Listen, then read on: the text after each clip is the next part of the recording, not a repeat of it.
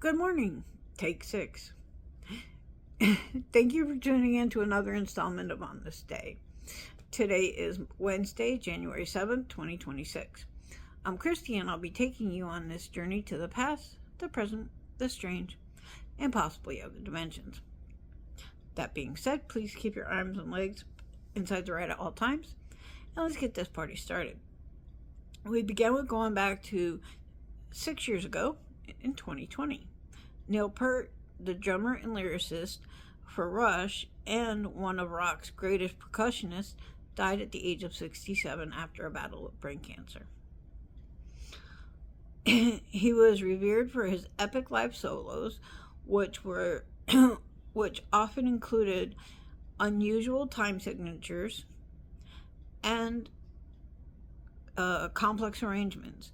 During their 50-year tenure, Rush became one of the most respected and musically dynamic bands of the progressive rock era.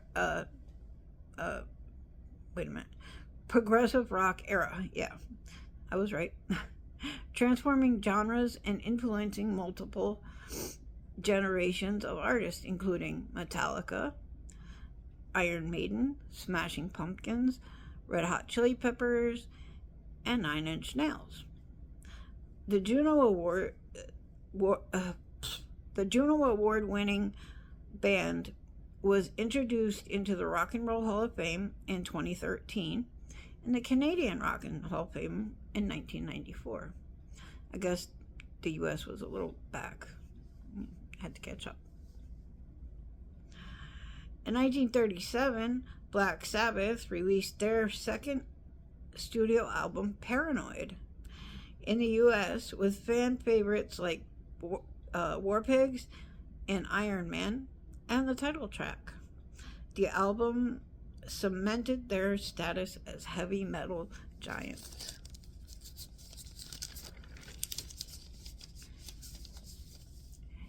In 1980, Pink Floyd released Another Brick in the Wall, Part 2, in the U.S., featuring an eerie children's choir echoing the song's chorus, "We don't need no education, we don't need no thought control," paired with a disco-influenced bass line.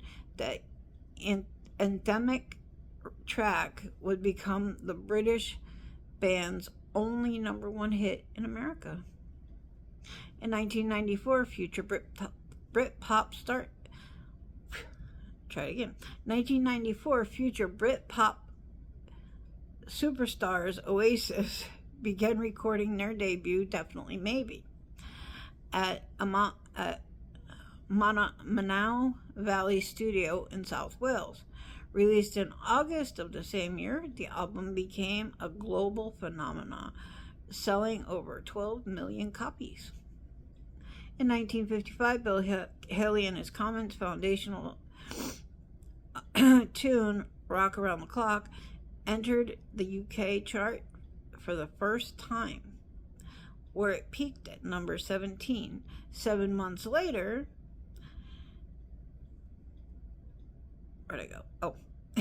it would be the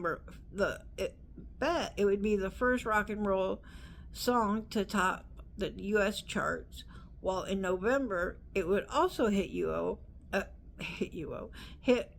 number 1 in the UK.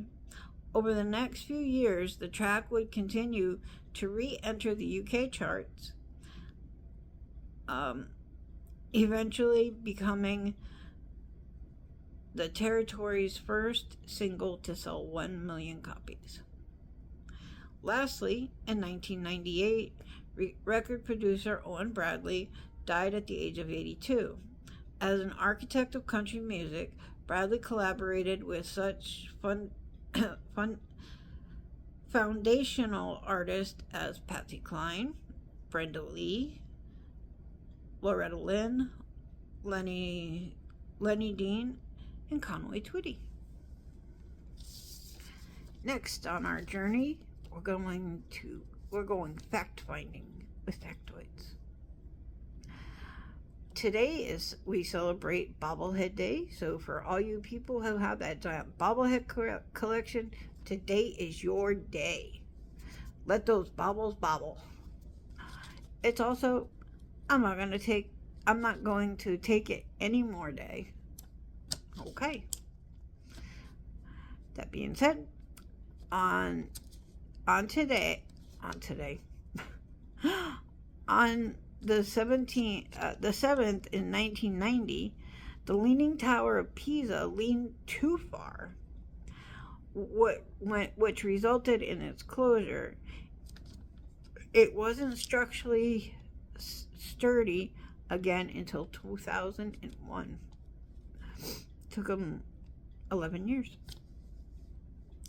In 2005, Mark Zuckerberg announced plans to remove third-party fact-checking from Facebook and Instagram. 4 years to the 4 years to the day after banning Donald Trump from all Meta platforms, Zuckerberg decided instead to cave to the incoming president's demands. The controversial move came after relentless pressure from conservative groups that claimed their freedom of speech was being repressed. In 2022, a 57-year-old man received the first heart transplanted from a genetically modified pig. Does that mean if he gets cremated, the whole town smells like bacon? Sorry, that was bad. But it was funny, come on. Anyhow, in 2018, the Sahara Desert was blanketed in snow. This was a rare sight for one of the hottest places in the world, with the average daily temperature of 86 degrees Fahrenheit. In 1953, President Truman announced to the people of America that they successfully developed the hydrogen bomb. I'm so glad he was proud of that. Whatever. Anywho, I digress. And in 1927, the first telephone call was made across the Atlantic from London to New York.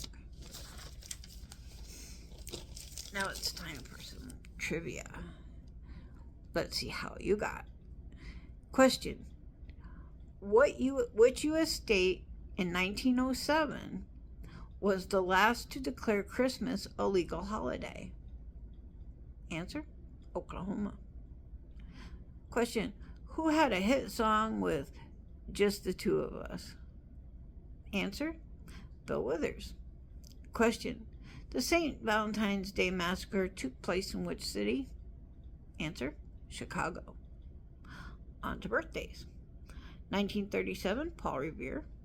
1948, Kenny Loggins. 1959, Kathy Valentine. 1965, John Odrazik. 1974, John Rich. If it was your birthday today, happy birthday to you. And if it's your birthday tomorrow, happy birthday to you again. Because we don't come back till Friday, so. Anywho's, you can catch us here 7 days a week with Brian the Rock Stone on WCDI. And don't forget to check out the Top Rope Report with the Top Rope Report every Sunday and Wednesday. Hopefully they don't mess it up like I do. Oh my God. It's been one of those days. I'll see you folks later. Ciao.